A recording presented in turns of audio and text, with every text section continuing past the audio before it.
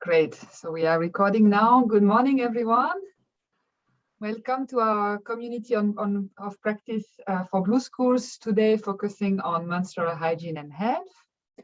And before to start jumping on the topic, let's just have a short round of introduction. And if that's okay with you, I'd like to start with our coordinator, Thijs, because I think many of you have not met him yet. So maybe, Thijs, it's a good chance to say hello to everyone. Thanks, Lucy. And sorry, I'm having problems with my video, but I'm trying to switch it on, so you will see me later. Good morning, everyone. So it's really very nice to meet you virtually. I have started the coordinator role back in May, and I might have been in touch with some of you, but it still feels, I think, especially due to, the travel restrictions, it still feels, sometimes very sad that we cannot connect in person, but hopefully as a situation improves, we can meet over the coming months, maybe over the coming year also in person.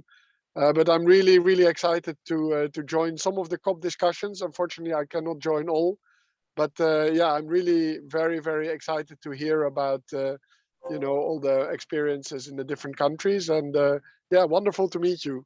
Thanks, Lucy. Great, thank you, Thijs. Okay, great. So now we'll maybe invite you one by one, according to the order I see on my screen, to introduce yourself and say from which organization you have. So basically, we have an overview of who is with us today. Okay, so on top, I have Laxman, sorry, I always pronounce it wrong. It's Laxman. That's correct. Not. Great. I'm the ACI advisor for TEDEZOM, but I'll be here for only short time only. I have another. I'll be leaving later. Good that we have a new colleague from India. He's Pratik, though we don't have a Wash in Schools program in India, but our team are interested. So I think slowly you will catch up. Welcome, Pratik. Thank you. Great. And we have Sachi also. Good. We have two colleagues from India. Great. And we have from Nepal. We have our colleagues from Nepal also. There. So let us start. Let us start then with your colleagues. Then, Pratik, do you want to go switch on your camera and say hello? Yes. Good morning, everyone. So I'm Pratik. I've joined recently as a project manager. As a project manager, WASH, and I'm from India office. Great. Welcome. Thank you. Okay. Then I think you also mentioned Mitra, right? Sabyasachi, please. Sabyasachi. Hello. Good afternoon. Myself, Sabyasachi Mitra. As a program officer, WASH, I working in India office. Okay, look after the India WASH program.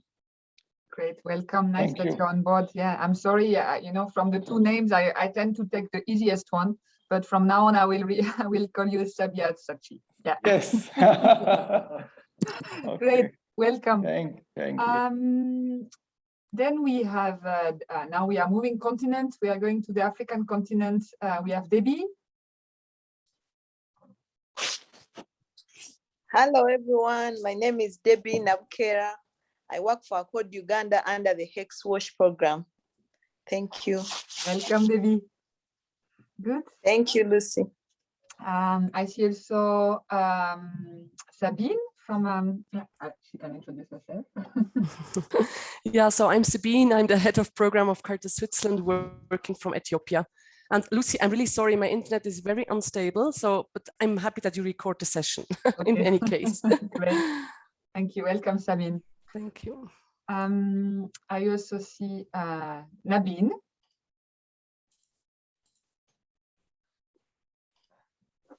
Hello everyone, this is Nabin. I work for TDS Nepal as health and wash manager based in Bardia. Thank you, Lucy. Right, thank you, Nabin. I'm sorry when I didn't see you earlier. That's why I didn't ask you to introduce yourself together with your TDS colleagues. Great. Fine, thank you. We have Singha.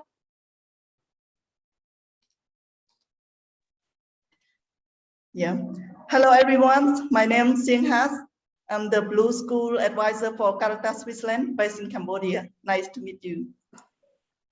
Great, Singha, welcome. I also see now we are moving from one continent to the other. Tigist? Good morning, good afternoon, all. My name is Tigis Gabramatin. I'm for HEX Ethiopia WASH Program Coordinator. Great, welcome, Tigis. We have Tosh. Hi, everyone. Good afternoon, good morning. My name is Tosh. I'm the technical advisor for the Swiss Red Cross Washing Schools project, previous project, and now we've moved on to a new project where the Lao Red Cross is implementing. So I'm the advisor for the Lao Red Cross on these matters. Thanks. Great, welcome, Tosh. I also see, sorry, I think you need to mute yourself. Oh, there was someone, but Tamoy just disappeared. Ah, yeah, Tamoy, you're back. You can introduce yourself.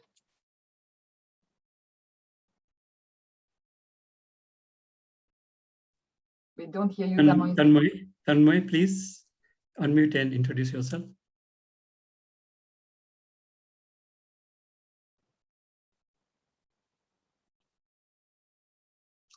Okay, then Tanmoy will introduce himself when he's ready. And last but not least, of course, we have our regional advisor, Ramesh. Ramesh. Thank you. Thank you. Good morning, good afternoon, everyone. This is Ramesh Bohra.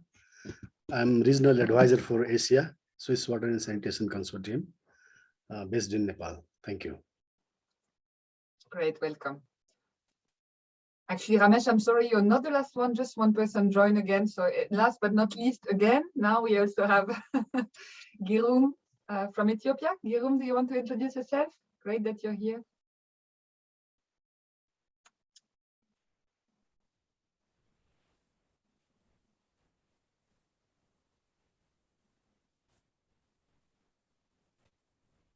Girum, we are not hearing you.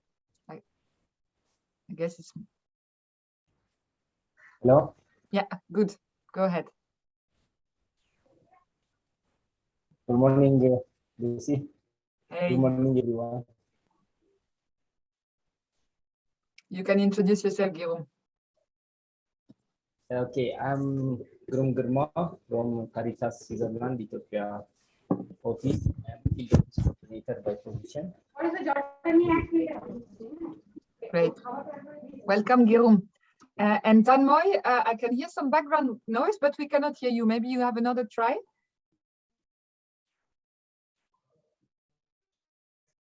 No, it doesn't come. Okay. And I will mute. Good afternoon. Good, go ahead.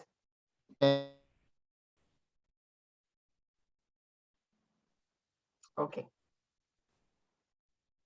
Not working. Okay. There is also a special guest that we have today, and this is a consultant that is on board now with us for the coming few months to help us develop the evidence building strategy. As you know, in phase 3, we really want to put a lot of focus on building evidence of successful or processes, and also evidence of success for Blue School and also for WASH and healthcare facilities.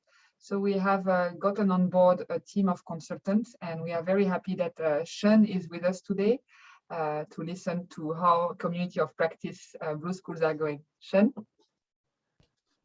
Hello, everyone.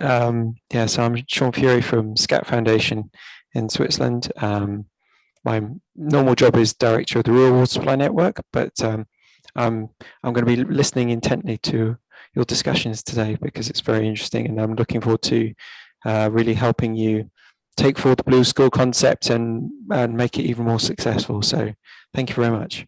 Great. Welcome, Sean. So yeah, everyone now, we are 16 people. Great to see that many people are regular ones. It's also good to see that some people are joining on the way. This is also fine. It shows that slowly we are also expanding the members of our community of practice. So this is great. And especially for today on such an important topic on menstrual hygiene and health. So let us get started. I'm sharing my screen right now. And this is the agenda that we have for today. So it's quite long. It's quite a lot of things we would like to cover. So we would like to remain realistic. Let's see what we managed to reach after 2 hours. And it might be that we need to have a second session, especially when we go more in detail on recommendation, on structure, on opening the kit and looking at what is in the kit. For us, what's priority today, it's really to hear from you what progress you've made in terms of menstrual hygiene and health implementation as part of the Blue Schools project, and really have a first exchange on this topic. We will also have a presentation from Ramesh sharing successful experience from phase 2. Some of you might already have heard some successful those experiences in Nepal, but Ramesh will present it to us again today. Then if we still have time, then we will move to clarifying different components of an integrated menstrual hygiene and health project, because it's not only about infrastructure, or it's not only about provision of pads. There's so much more to cover if you really want to cover the topic. And then after that, we have a presentation that gives us a possible structure to consider when you want to engage in menstrual hygiene and health education or awareness raising with different stakeholders, and specifically on how to focus on children's learning. You know, this is really the focus of Blue Schools, and we keep on repeating it in the reports and in different community of practice. It's not only about infrastructure. What can we do to put the children at the center so that they learn and they practice and they experience? And then afterwards, I mean, we will keep this actually along the whole community of practice, but we would also like to map out any remaining topics that we might not be able to answer. I mean, we are also all learning on the way on this topic, but if there are some specific questions that you have, specifically on MHH, or maybe opening up to more gender, and we cannot provide input yet, then we can always write it down and search for expert input on those topics. Remember, I think actually for West Africa and for East Africa, gender and menstrual hygiene and health are our strategic or learning topics. So this is very important that we dig really in depth into that and we learn all together on the way.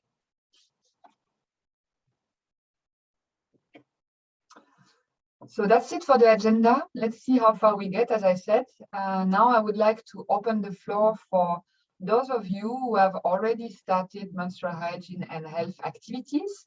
I had put in the agenda that if you have photos or even just opening your mic and updating us on what you've done, this is the time to do so. You don't have to. And it's also okay if you have not started menstrual hygiene and health. I mean, this is also the first time we discuss it amongst ourselves. So it's just to hear what you've been able to do and to hear some progress. So I open the floor to you now. Maybe, yeah, either unmute yourself or just raise your hand and then you can take the floor. Otherwise, I will have to decide on volunteers, which I would rather not want to do.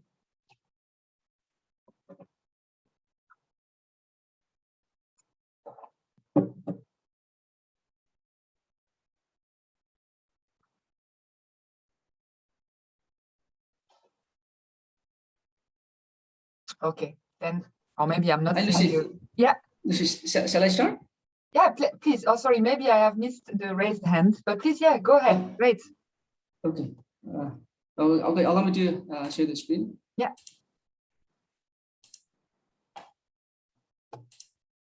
Okay, is it visible? Is it? No. Right. No, oh yes, you're right. I first need to stop sharing my own screen. Yeah. Great. Perfect. Now we see it. Thank you. Okay, is it visible now? Yeah, perfect. Okay, please. Okay, allow me to start my presentation now. Yeah. I'd like to share a few things that has been done in terms of MHH so far in 6 of the targeted schools of Bardia district in Nepal. I'll start now. I've listed 4 things that has been done so far. In the first week of March, we had conducted a 3 days TOT on Blue School approach to selected Blue School focal teachers, health coordinators of the municipalities. In that, we had a special dedicated session on MHM, and a training was conducted, in which our usual pad making was included in the session. And after the training, after attending the TOT, the project staff and the trained focal teachers, we conducted a training on MHM, including usual pad making to MHM clubs, child club members of those schools. And after they learned, it was imparted to the students of the same schools. So these are the software part we did. And in the hardware part, we had constructed, we have installed some dustbins where they store used pads, like you can see in the picture.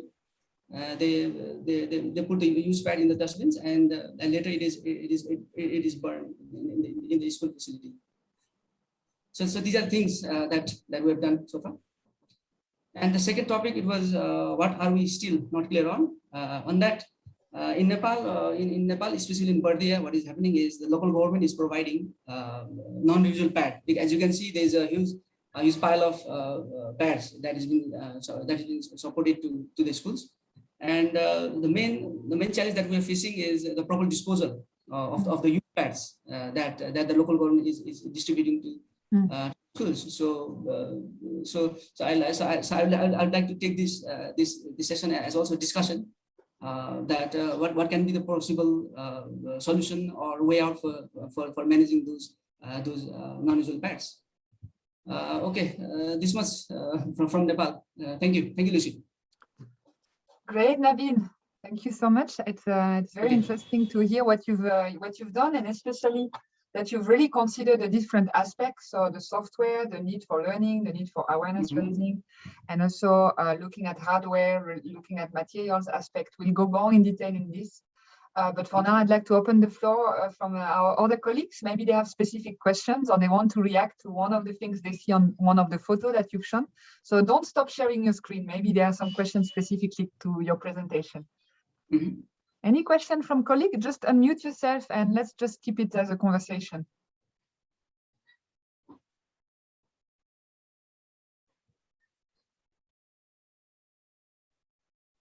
Or maybe an experience sharing on disposal, because this was the question from Nabin.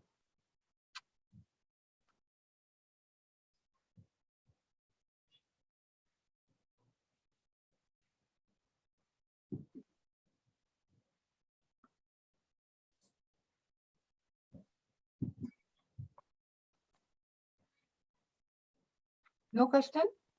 Okay, then it was then. I see Singha is unmuting herself. Singha, go ahead. Yeah.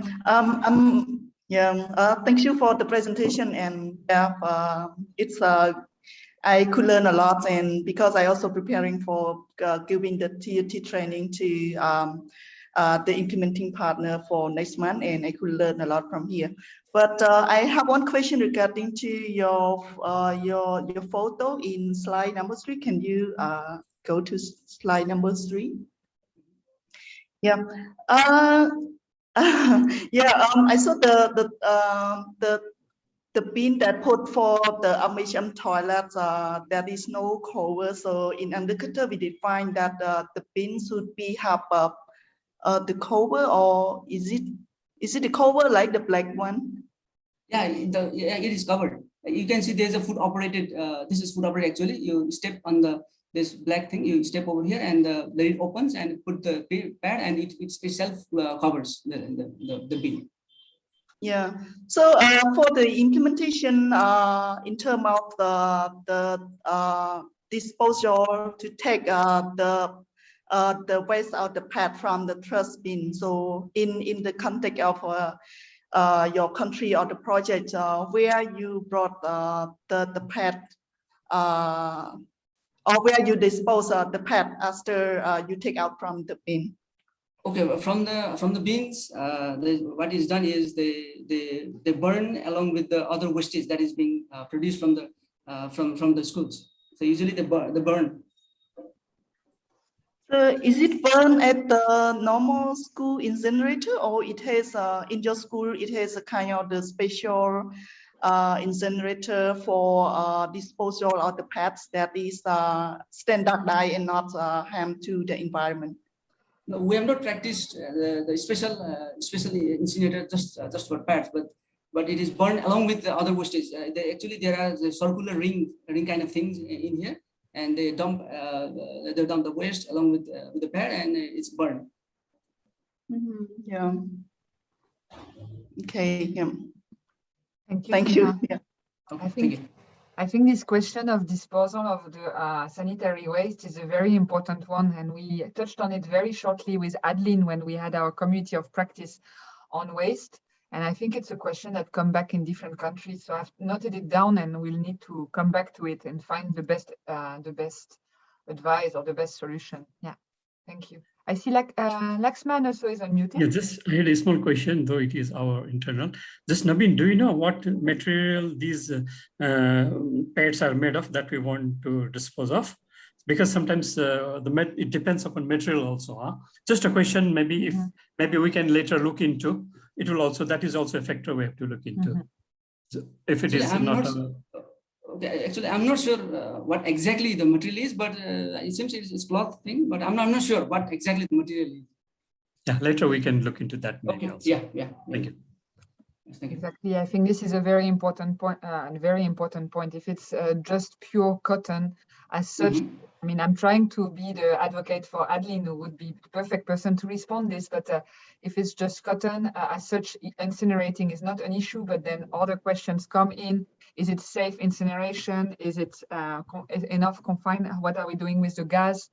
But still, it's not as bad as if you have a very commercial pad with which still contains some plastic and perfume and other harmful material. Yeah, so this is indeed a very, very good question, Laxman, to clarify. And also about whether or not it's appropriate to burn with the other waste. This is actually a context specific. Whether or not you can actually burn sanitary waste. This is also context or country specific. There are some beliefs or some countries in which you cannot burn something that has blood from one person. They have all kind of myths around this. So it's really something to look at on a case-by-case basis. Yeah. Wow, I see some question now coming in. Great. Let's have Debbie first and then after Sabine. Okay, thank you, Lucy. My question is on the slide with the students with the pads. Were they rewashable pads on? Yes, that one, that slide, yes. They were rewashable pads, right? Exactly, yeah, they're rewashable pads. Okay, so are there provisions in the schools for these children to be able to wash and hang? The issue of hanging is quite an issue here in Africa, especially in my country. So I'm wondering if you've had any provisions to make available hanging spaces for the pads in case the students need to wash them. Thank you. Okay, thank you for the question. The thing is, in the schools, there's in the school, the students, they don't use the usual pad. In the school, they use the non-usual pad, and they use these handmade pads while they are out of school. If they're in the holidays, out of school areas. So there is no issue of hanging in Nepal as per our practice. David, did this respond? Okay, thank you. Thank you. Good. Sabine? Yeah, so my question goes maybe 2 steps back. No, so I'm impressed to see that like the school children are actually using pads. So my question would really be, how are the pads actually available? Is delivering them? Who is paying for them? And what is actually the sustainability model behind it? Because like my understanding from here in Ethiopia is already the challenge to have the pads available locally, to have someone paying for them. So a whole actually bunch of questions that need to be answered before we can even avail pads at school level. Okay, so at the time of the training, the scissors, the scales, and the cloth, they are being provided to them at the time of the training. And after it's over for their personal use, they buy locally from the market available in around their community. So that's how they've been using the cloth. cloth and the materials for the museum pad. So the pads are available locally, actually, and who is buying them? And the students themselves, or is it a stock that the school needs to have? This reusable pad you're talking? Those commercial pads, is it each student coming with their own, or is it paid by the school? The pads in here, these have been given by the local government. Ah, yeah. Okay. Jerome? By the local government. Yeah. The pads, I guess you can see in here. Ah, no, sorry, I said Girum. This is the name of our colleague from Ethiopia. Okay. Okay, thank you. My question goes to, now I see from the presentation two type of part. That is, one is disposable provided by the government. That is the other one is reusable parts, maybe produced in the schools by the students, as you can see, and the training that being given. Maybe the project, have you seen any changes after you have made the reusable parts available in the school, that the government still is the government still providing the disposable parts, or they tend to omit the provision of disposable parts? Because usually the disposal of waste is very difficult for the disposable, and it is not clear so far from the presentation. The other one is, if we leave it behind, it may stay for 150 years without decompose such kind of waste. So, is there any from government side to reduce the supply of disposable parts and support you? Do they buy your ideas? Thank you. Yeah, thank you for the question. After they learn about making the reusable sanitary pad, what the students and the parents they share us is that it is very easy to make. It will be cost effective, and since it can be washed again and again, so that obviously there is less wastage of money, right? So another thing is the pads that have been given by the local government is being made available to the students when they are only in the schools only. I mean, if they are out of the school, so they don't get it from the artificial pad from the school. When they are out of school, they use the reusable sanitary pads. And another question is regarding the support. There has not been any specific support on this from the local government. They just supply the pads to the schools, and up until now they have been providing the pads to the schools, but we're not sure for how long. They will be providing the pads to the schools. So that's our so since we don't know till when they'll provide, so that's why we have been focusing on training skills on making reusable pads. Okay, I think that's all for Thank you, Nabin. Okay, I don't see other questions. I mean, there are a lot of points I'd like to discuss with you, but I'd like to park them for now because we'll come back to it. And particularly it is on your experience on having boys and girls discuss certain topics I can see on the photo. And also what I find very interesting, and we will come back to it also, is you mentioned that you have involved the health workers from the area in the training. So also an interesting point to park for now, and we'll come back to it. Great, thank you very much. Thank you. We move to the next presentation. Next volunteer.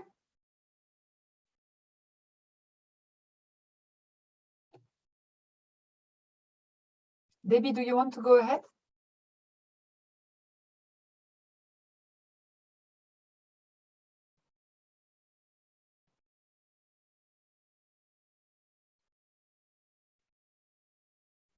Debbie, I see you're still muted. I cannot hear you. You told me you would prepare something, but if you're not ready, then it's also okay. We can move to someone else.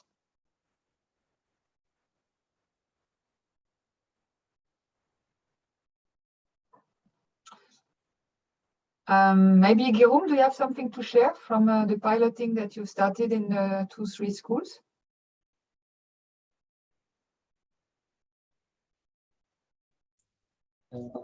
Probably not much, Lucy, because we are just on starting phase. We need only the first trainings, but we don't have a good time to follow up what the progress looks like. So maybe I don't have much to add. Okay. Or maybe you can just share, without even photos, just share what is a little bit the plan that you have so far for those 2 schools. Okay, for the schools now we have made infrastructures building available for girls, and we have made one separate room dedicated for MHM practice. So it will have dustbin or waste collection bucket, and bucket for clean water for washing for the ladies, and clothes hanging materials. Then for the software parts, we will have a training for the teachers and health extension workers from government health offices. And after that, we will train both male and female students on the subject. Then we will establish a school club on MHM that where girls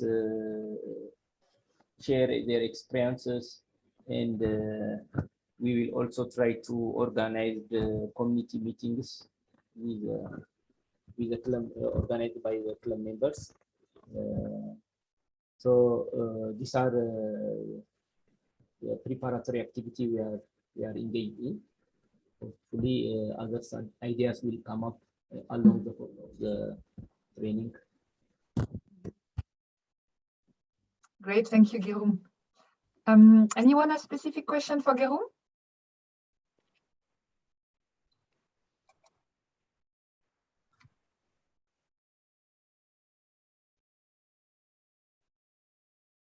If not, then maybe I'd like to highlight an interesting point that we can also park.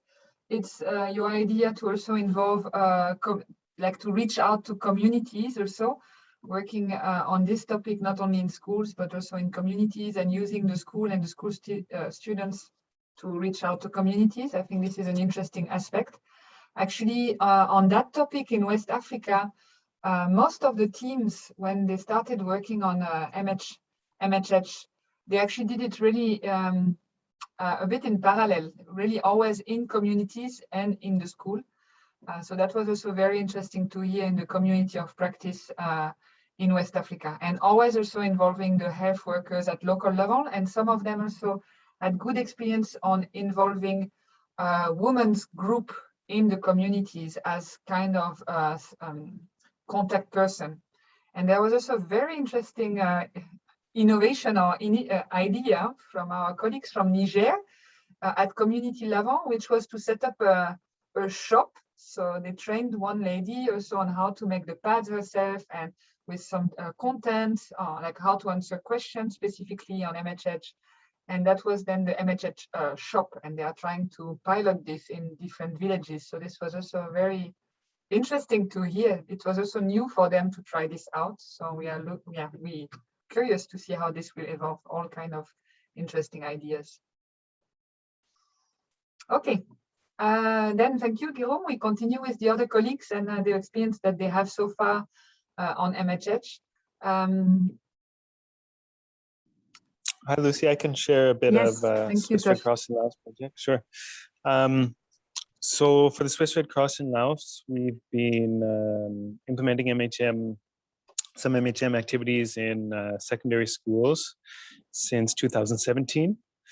And so first of all, we had a consultant come in who's been working in Laos and Malawi as well for, I don't know, a decade, maybe 2 decades, come to train our Swiss Red Cross and Lao Red Cross staff, as well as the provincial health department representative and the provincial education department, and as well as the the district level authorities that we're working in those districts. And so after that, our team went out and has done training in the schools for one, like in Nepal, is the teachers and also the student hygiene clubs. So in this one, at first, we were just training the girls the first couple of years. And then once it got more, sensitized, more normalized, we included the boys from the hygiene club in that training as well. And also in those trainings, we include the local health center staff if there is one in the same target village. So that's the training or building capacity of the volunteers in the schools. And then we're also giving MHM workshops directly to students as well. And we've just been doing that for girls because with the experience from the consultant, when it's boys and girls, it wasn't working very well. The girls are too shy. So we're doing boys and girls for the training of volunteers, but only when we do the direct education, we're just doing classrooms of girls. And also is that we have emergency pads in the school. So just a small number of pads that at first this is, share my video. So at first we give a small set of emergency pads to the responsible teachers in the school. And then that is included like the other wash consumables in the school wash fund. So each year they also, prioritize and come up with the funding to keep those things going. Second is that we worked on gender segregation in the toilets. So each toilet block of the schools is gender segregated. And also we added one NHM, you'd say it's a burner attached to each school or each toilet block or one toilet block, say, at each school. And I'll just quickly show you a picture of that.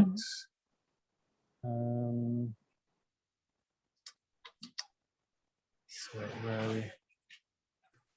Oh yeah, this one. Can you see that, Lucy? Yeah. Or I have Perfect. two names in here. Yeah, so that's the burner we use. So as you see, it's attached. You can't see the inside room, but it's attached with the door on the inside. The pad goes down the pipe, and then once weekly or when needed, they burn it after school hours. So that's that. The other is that the same consultant that we did the MHM workshops with also came up with a boys puberty and boys reproductive health package as well. So now we've also integrated that to do the same thing as training the volunteers and the hygiene club, as well as training the boys in boys puberty and reproductive health to complement the MHM. And we haven't done pad making yet, but the plan is for this year to do pad making school for reusable pads. And also this school year to begin to train the village health volunteers, so working at the community level as well on MHM. And I'll just throw in a couple more pictures there. And do you see that one too? Coming. It's not coming. Not coming. I only see some black lines. Yeah. Oh yeah. Okay, that's not working.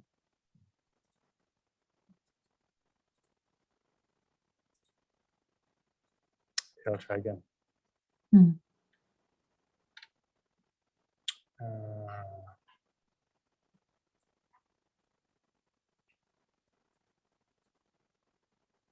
Okay, well, forget the pictures, but they're good. Yeah, and then I would say we also did a CAP survey between, so two different CAP surveys, a baseline, midterm, and end line from our last project. And there's some obvious things in there, which the girls who had their periods already had more knowledge, of course. And we saw also the girls who had not had their period yet had less knowledge, but of course they learned more. So their learning curve, I guess, was higher than those who had already had some knowledge. And one, very interesting and good thing about the CAP surveys too is we looked at the, how do you say, like the openness and positive environment towards MHM, I guess you could say. Mm-hmm. And we saw that throughout the 3 years, many of the girls now seek information from teachers, seek information from other students, seek information from the hygiene club or their peers in the hygiene club, and also are more active in seeking information at home or asking relatives and whatnot. So I think opening up them to that has, I guess, increased their knowledge or comfortability and knowledge-seeking behavior, and also opened it up more in the school. So yeah, that was a very positive thing. And that's it. Yeah, thanks. Great, Tosh. Thank you very much. Any question for Tosh?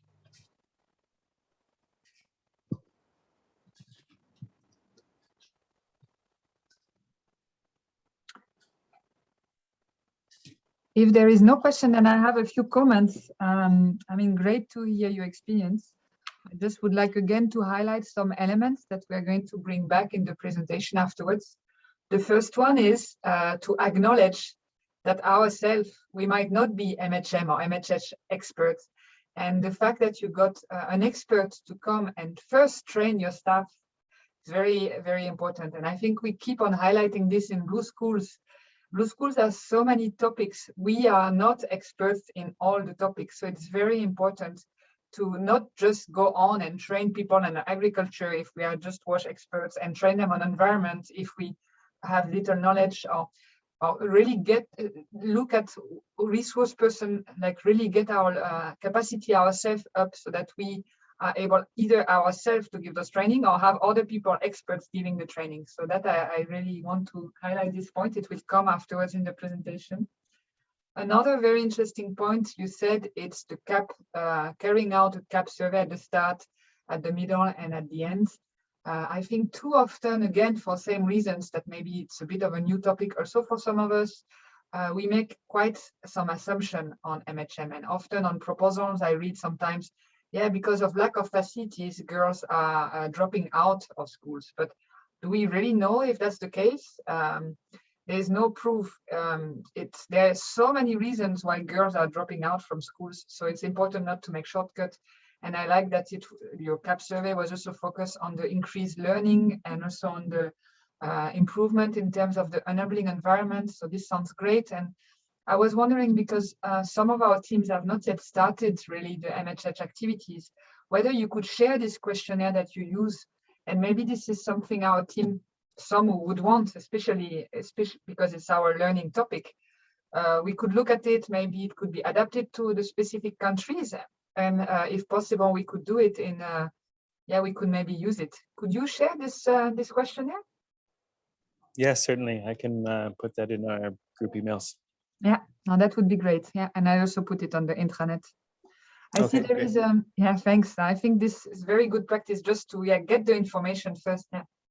Oh, Lexman is just saying he's leaving. Great. I just wanted to mention one more thing, Lucy, is you're talking about assumptions. And actually one of our impact indicators for the project was, before we did the baseline, was to a reduction in, or to improve or reduce the reduction, I guess, of school attendance due to menstruation. And we saw actually at the baseline that it was very, very, very low. And by end line, it actually had increased, which I would just, again, making an assumption, that would be to do with this sensitization throughout the several years, so that people are actually more comfortable to say that they miss school due to menstruation. But again, it was super low, and as an impact indicator for our project, it was actually quite irrelevant in the end. That's interesting. And actually, missing school because of menstruation, that's quite a general topic, but in some cases I can see written like they miss schools because they don't have the facility, or they miss schools because there is no pad available. So that's very specific assumptions. But if we would say menstruation, there's so many things in it. Yeah, but we'll come back to it. It's very interesting to actually really assess this and get some evidence on this. Great. Thank you, Tosh, and thank you for sharing the experience from Swiss Red Cross in Laos. Let's move to the other country experience. Anyone who wants to share?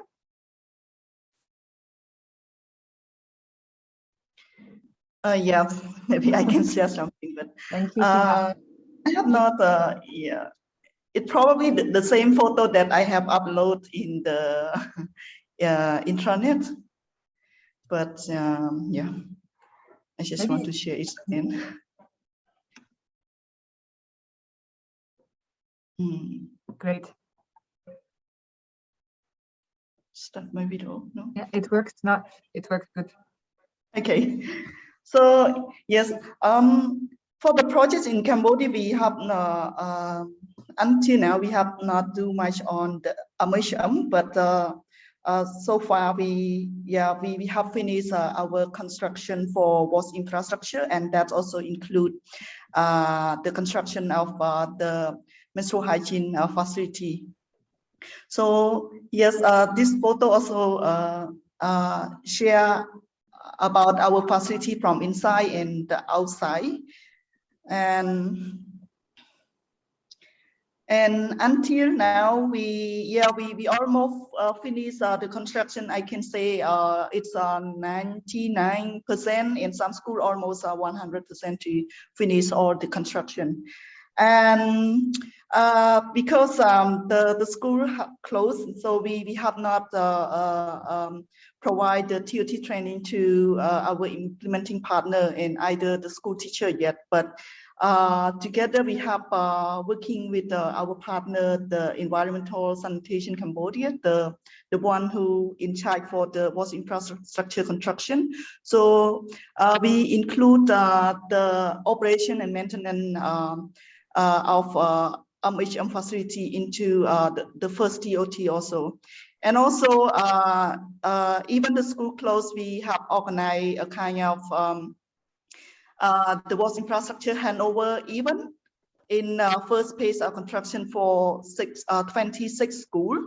So at that, I pick up one exercise from our catalog of technology, from our catalog of practical exercise about the infrastructure visit. So at the same time, I also include one checklist in the MHM facility. So how the school teacher can operate the facility, and we also talk to the school teacher to assign one teacher in case that the facility have been used, because we already hand over to the school, and some even there is no student, but still teacher they can use. So we are made sure that even the facility have not used by the student, but it has been used by teacher, and they know how to do the operation and how to maintain it, mean to take out the disposal and where to dispose it. Yeah. Yeah, I think that's all from Cambodia. Great, Singha, thank you very much. So I think what you mentioned is that now the infrastructure has been covered for now, and that you're still planning to focus on the learning and the trainings. So this is something still to come. And because the schools in Cambodia were closed, and I believe they are still closed, right? Oh yeah, to update a little bit now, just these 2 weeks, they start to partly open it, but not fully open. They just partly open for the school that is not slightly pandemic. Yeah, so that's why we thinking to speed up our TOT to our implementing partner by next month, and then they can plan to rolling out the TOT to school teacher and also children for the school that have opened. Yeah. Great, thank you. Any specific question on Singha and maybe some reaction on the infrastructure photo that she shared? Lucy, I'd like to have one question. Yeah, go ahead. In the picture, I saw there were incinerators. Were there any concerns on health from the smoke that were being produced after those pads was burned down?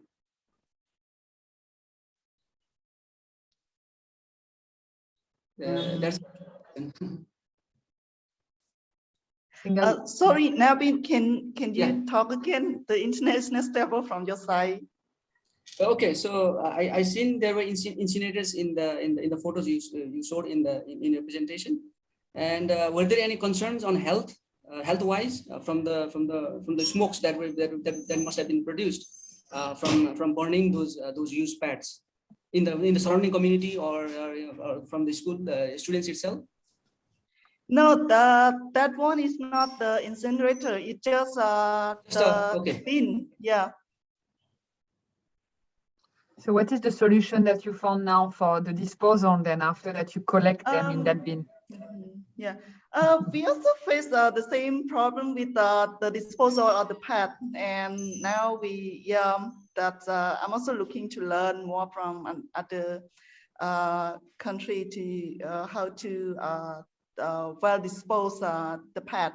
But from our government recommendation, they just mentioned that the school can dispose or burn the pad regularly at the school ground, but yeah, from technically it's not really safe. So that's why I'm also looking forward for more discussion and find the best solution together. Yeah. Thank you. Thank you, Singha. I think there was one point that Adeline had mentioned, and of course it's not always applicable or actually possible everywhere, but she mentioned that most likely in the localities, health facilities might have better incinerators. So yeah, finding a ways that the pads are getting actually incinerated in the healthcare facilities. That was one suggestion that she provided. But yeah, then you add also one risk in the whole chain is the transport and the handling actually of the pads. Yeah, so it's also a bit tricky. So I think the issue that they also have in Cambodia is that the incinerator that they used to have for all their waste the design was not really super safe. So they are looking into this also with their engineer company and discussing it with the government. But it's also, correct me if I'm wrong, Singha, but what's very interesting is that we bring up this problem to the table of the government, but for them, they don't really see it as a problem, actually. So it's a bit of a tricky situation where there is no solution provided at the national level. Yeah. Yeah, that's correct. That's why I still keep the initiative. Probably it could be a good chance to kind of combine the waste disposal, including the waste management in the advocacy global fund. But yeah, but it's still on the discussion. We need to reach out more to our government and talk to them. But we have taken note of it, and we could also communicate with Adeline and then see if we could have maybe a specific session just on this and try to combine different experience from different countries. Yeah, good. Thank you, Singha, for sharing the experience of Cambodia and then also the upcoming plans more for the trainings. Any other country teams who would like to share their experience so far, or maybe their plan if they have not started yet?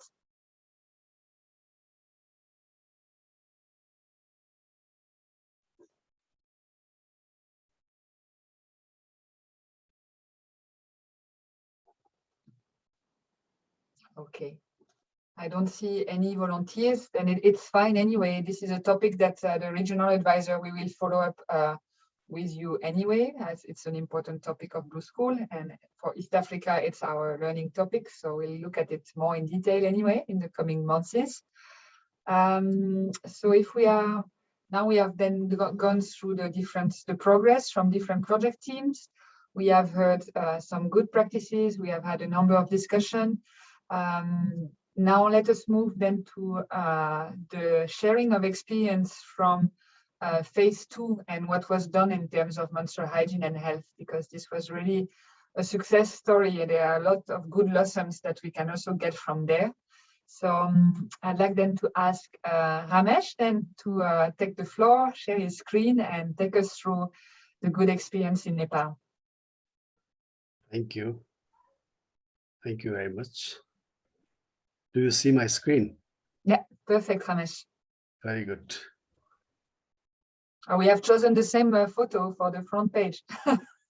Oh, really? Yeah, I had this. Good. Go ahead. Okay. No problem. No problem. Okay. Good afternoon. Good morning, everyone. So I'll be sharing some of our experiences that we gained during phase 2 in terms of menstrual hygiene management. We used to say MHM that time in Nepal. Actually, during that phase, there were 3 partners working in Nepal. That is Swiss Red Cross, Helvetas, and TDH. And this case that I am going to present here represents SRC project that is from 2 districts, namely Dang and Rolpa. They implemented 15 blue schools in these 2 districts. And the period was from 2015 to 2017. So this case, actually, I'm going to present here. Before entering into the case, MHS issue in the context of Nepal. Let's quickly look at this, how it is in Nepal. There's a deep-rooted socio-cultural misperception regarding MHH in Nepal that prevents women from doing various social and household level activities. For example, during their periods, women, they are not allowed to touch anyone for 4 to 5 days. They are even not allowed to enter inside their homes. They have to stay outside in a hut. We can see here a small photograph. This hut is known as chowpadi. It is still prevalent in some parts of the country. Then they are not allowed to eat any milk products or any delicious food during their periods. Not allowed to visit any temple or religious places. And they are not even allowed to touch any water sources or drinking water taps, and many more such customary sort of bans to the women. So this is how it is. As I have written here, still prevalent in some parts of the country, especially in the Western Nepal. So the challenge is, if we look at overall, I mean, it's not only school, but the overall community level challenges, how to change the social mindset to overcome such taboos. That is a big challenge for us. And how to dignify the menstruation. Finally, we have to reach to this level that menstruation is in a way dignified. So when we talk these 2 challenges, then we see some ray of hope that school could be the right place to start. And from school to community may be the right path to help, that may help eradicate such deep-rooted ill beliefs. It's all because of the mindset. So this has to be somehow, we have to try to break it. And that's why it's very important that we start things, whatever we want to do from this school. So what would help empower schools to make MHS campaign a success? Let's call it a campaign. It's not one sort or 2 sort of event. This is it will go on regular basis for a long time. Therefore, we can say it a campaign. So is it celebrating MHS Day in the school or organizing meetings or rallies? Does this going to fulfill the purpose? Or distribution of sanitary pads in schools and making disposal facilities, is that enough? Or training on how to make reusable sanitary pads, is that enough? What else? So we discussed quite in length, and then we were also very much curious how to ensure sustaining and upscaling such campaigns in schools and through schools. So campaign will not be limited in schools only. They will have to finally reach out to the communities also, because finally students, they come from the community. So they have to carry the message to their homes, to their communities. So things need to change at the community level also. Then the followed steps, what steps that were followed during the implementation of those school level MHS activities? Designing MHS package, some sort of strategic actions, what could be done, what should be done. That package was designed first of all, and then implementing activities. Then upscaling and sustaining through advocacy campaigns. So these three steps, major steps, were followed during the phase 2 in this Swiss Red Cross working area that I mentioned before.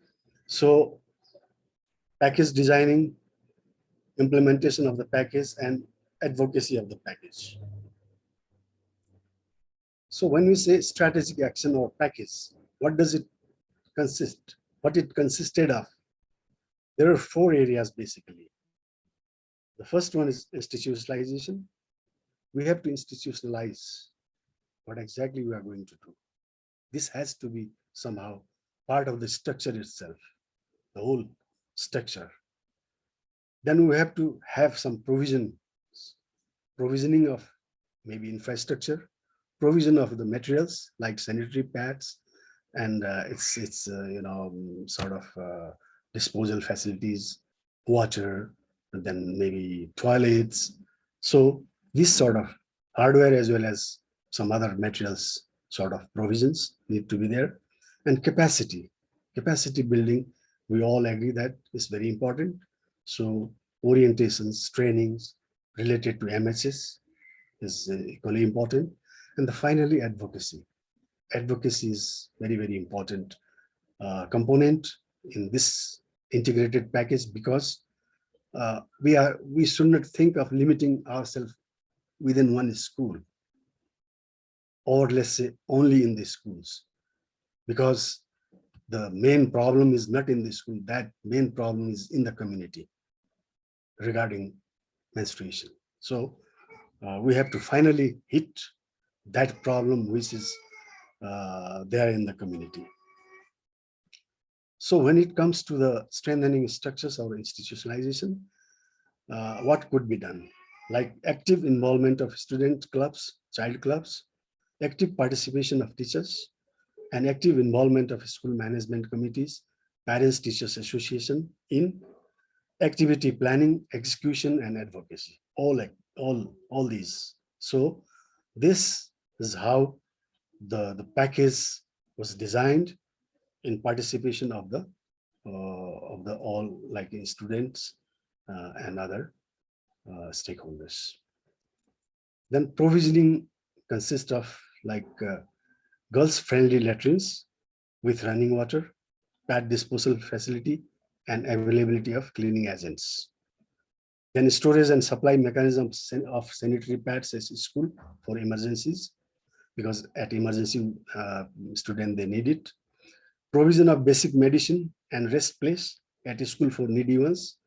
Sometimes if there is a severe, let's say, stomach pain, they need some basic medicine and also rest place. And for all these, we need some sort of replacement fund, because fund is needed. Like these days, because of restructuring in our country, this political local government agencies, they are providing like some sort of facilities, some materials in the schools. But as Naveenji said rightly, I mean, till when? We never know. Therefore, we have to have some sort of mechanism at the school itself so that they can be replaced.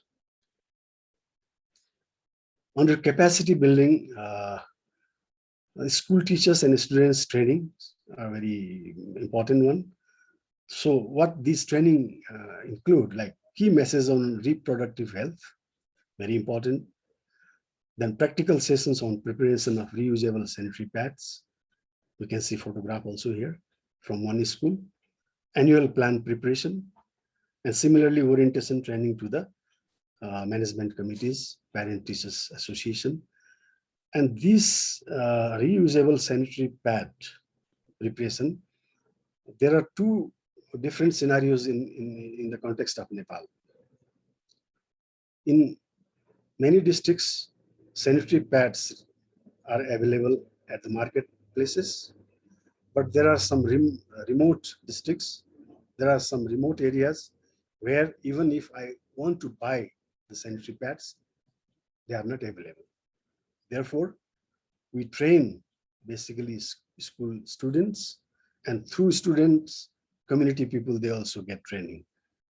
Therefore, this is also important for such remote areas where such sanitary pads, disposable sanitary pads are not available. In such case, we have to anyway prepare these reusable pads. Okay, advocacy. At this stage, all three partners, they join hands. Until this point, Swiss Red Cross implemented its activities in 15 schools for this case, basically. And from here, all three partners, they join hands for the advocacy initiative. And the advocacy was launched in different levels, like regional level advocacy. A regional workshop was organized in one of the districts, Dang, to discuss various gaps between policy and practices. What are in the policy existing and what is the practice basically? So the gap was identified, and then these gaps were discussed in the regional level, these workshops. And when I say regional level, even all the concerned ministries were invited. They participated in this regional level, provincial level, and the national level stakeholders, including government, non-government. So this was a 2 days very rigorous sort of workshop.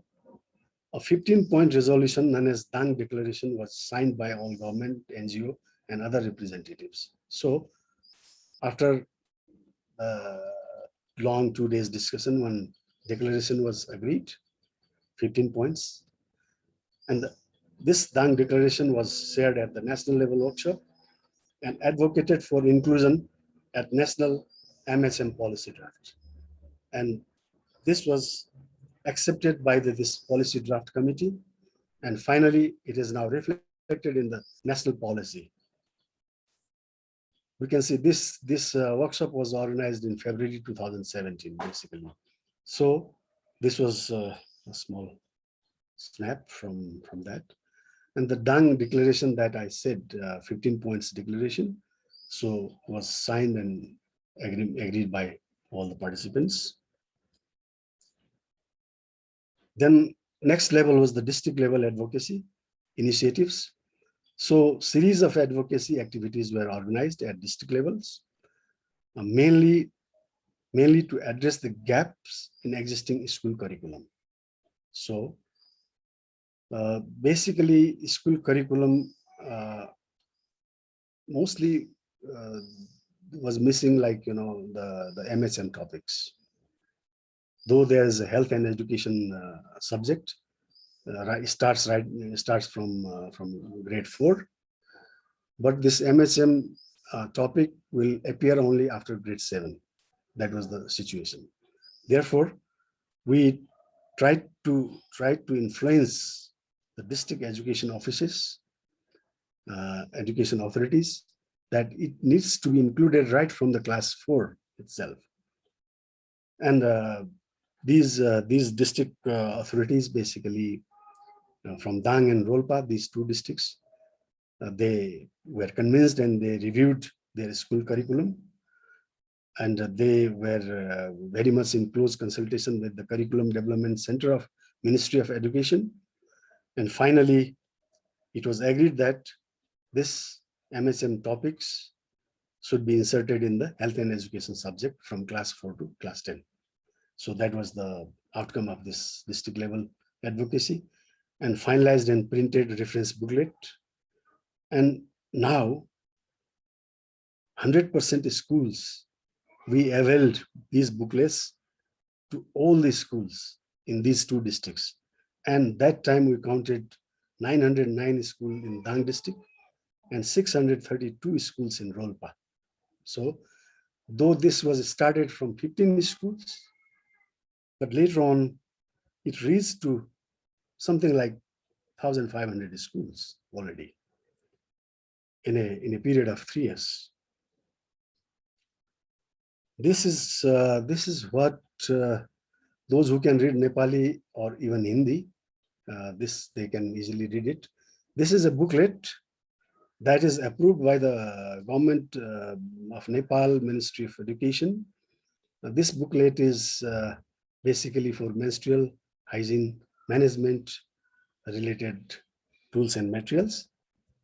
So while preparing this, while finalizing this booklet, also these two district education officers, they received appreciation letter from the executive director of Ministry of Education, this Curriculum Development Center, that this is a very excellent initiative that you are taking, and we wish you all success. So something like that.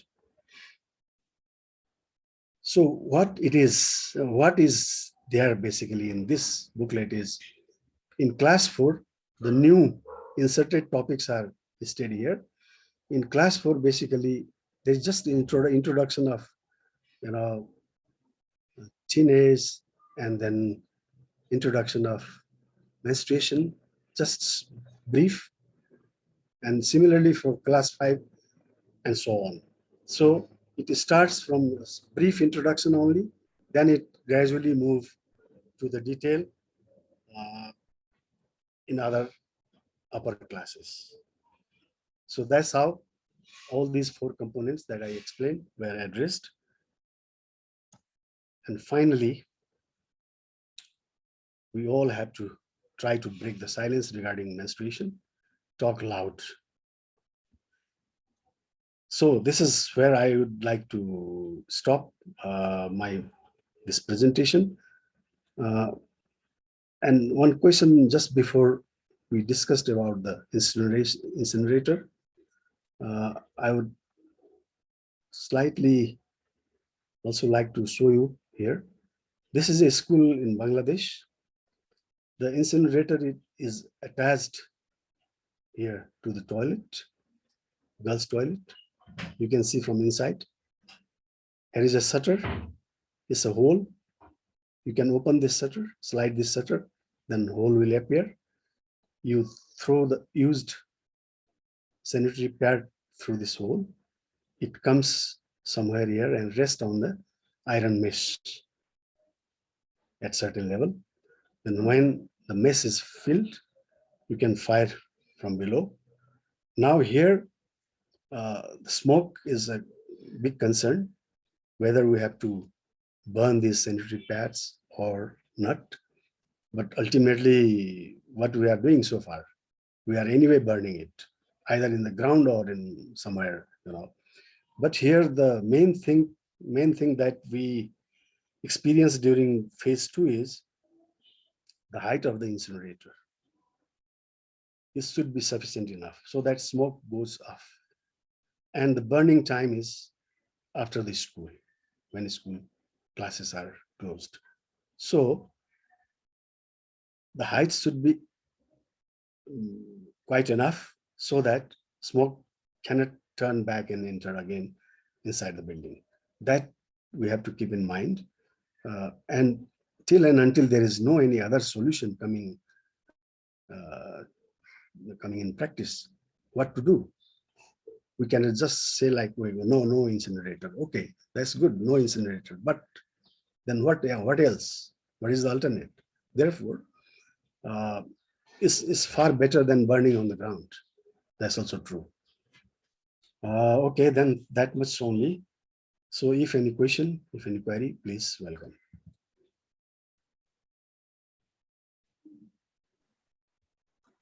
Thank you very much, Ramesh. Who is going to break the silence nice and loud with a question for Ramesh?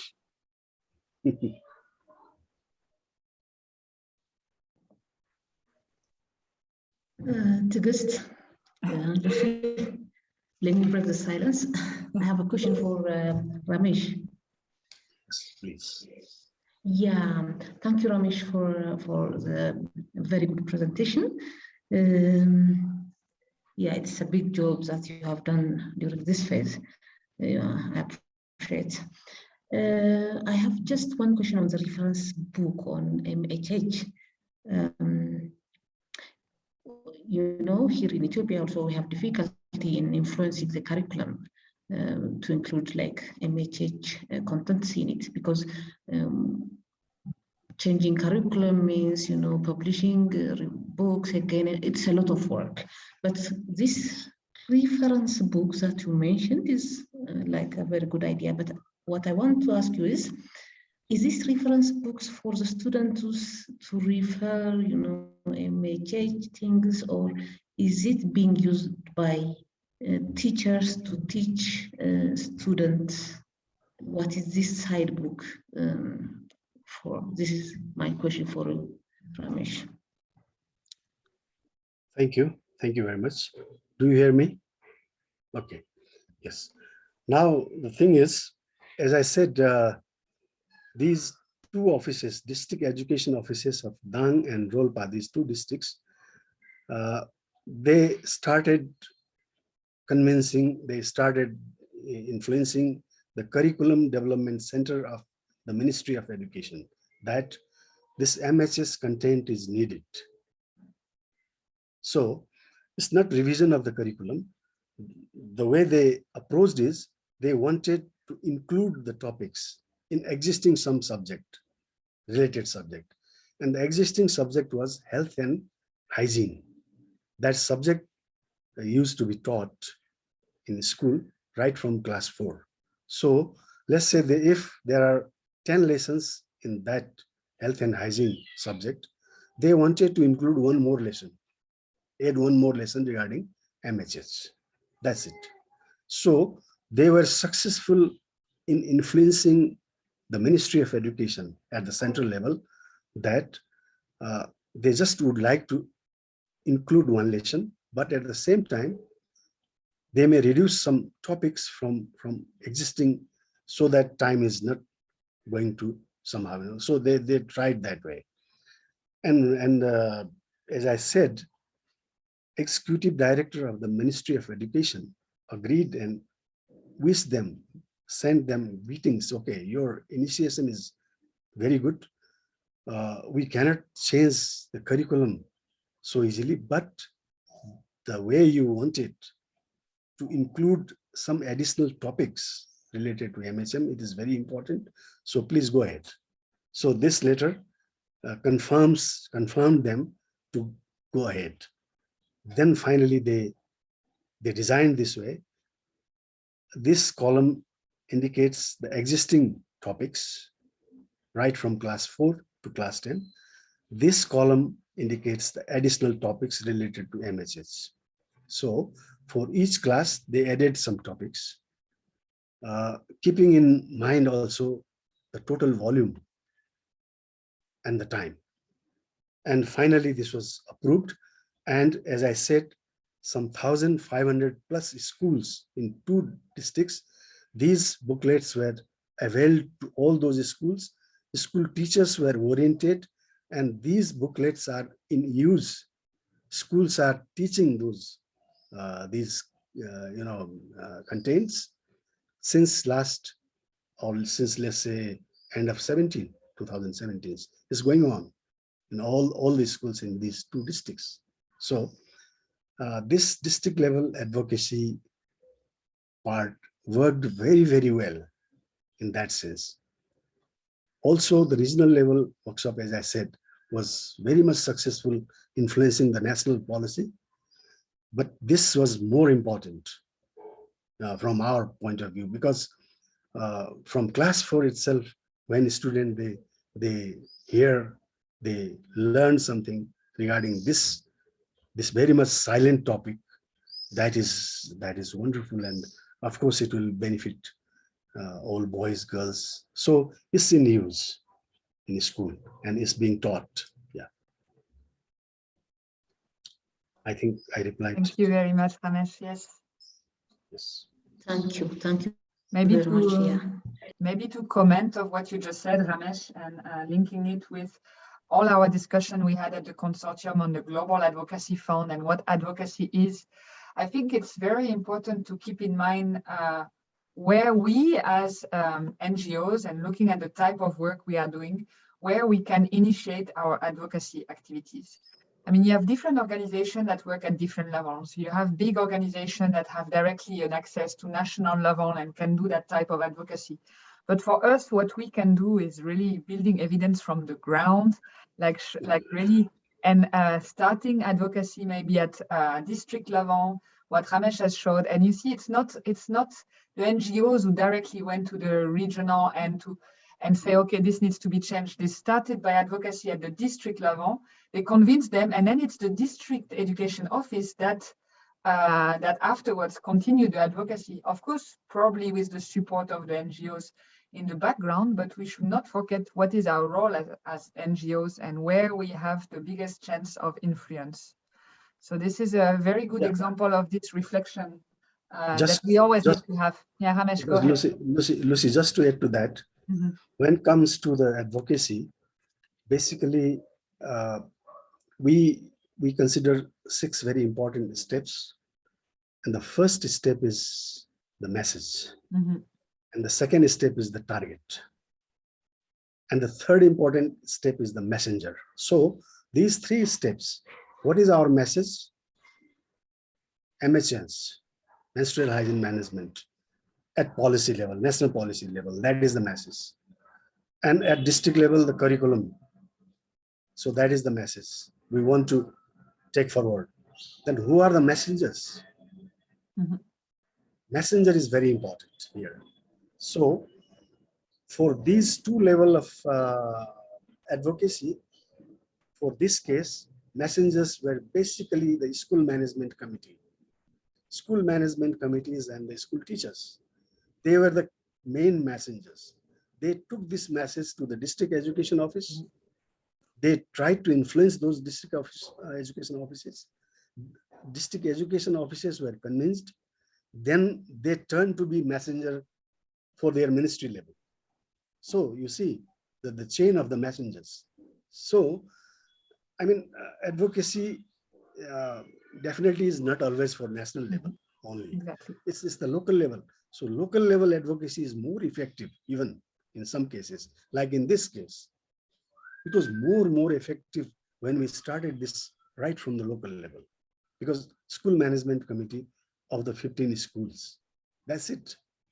And out of 15 also, we can imagine how many were present there for this advocacy, maybe 3 or 4 actively. Therefore, but that also worked, at both the level. And these are very important points that that we should keep in mind. Thank you, Ramesh. Yeah. The steps that Ramesh are mentioning are the steps that is the framework we are offering to follow for those who want to submit advocacy, global advocacy fund proposals. So this is what Ramesh is mentioning. And also, I would again emphasize on this strategy. We'll come back on this one, Ramesh, because this is in my slide. No. Yeah. Okay, because what we heard just before also from different projects, that projects are very much in line. I would appreciate that. But the thing is, keeping in mind a comprehensive package of the MSs, that is going to work. Otherwise, if we just pick up one activity from one box and then we try to do it, maybe not enough. So let's design a comprehensive package and then start implementing that, and definitely that will be a bring a good result, no doubt. Okay, thank you. Thank you very much. Thank you, Ramesh. But there might be some more questions for you.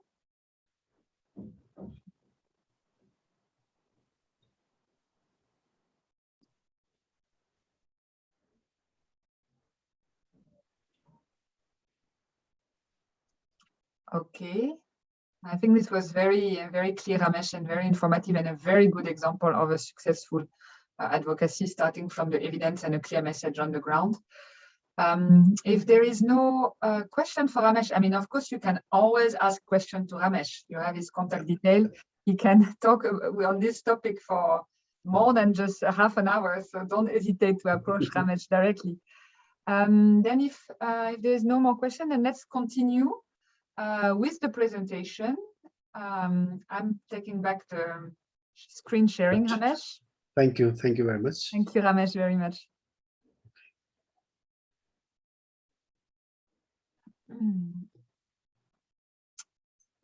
And then I hope you still have some energy. What we are going to do right now until, I mean, I think in half an hour we'll have time. Maybe I will rush through a few things and not do it as participative as I had initially imagined. But we can always come back to it. And anyway, in East Africa, we will come back to this because this is our learning topic.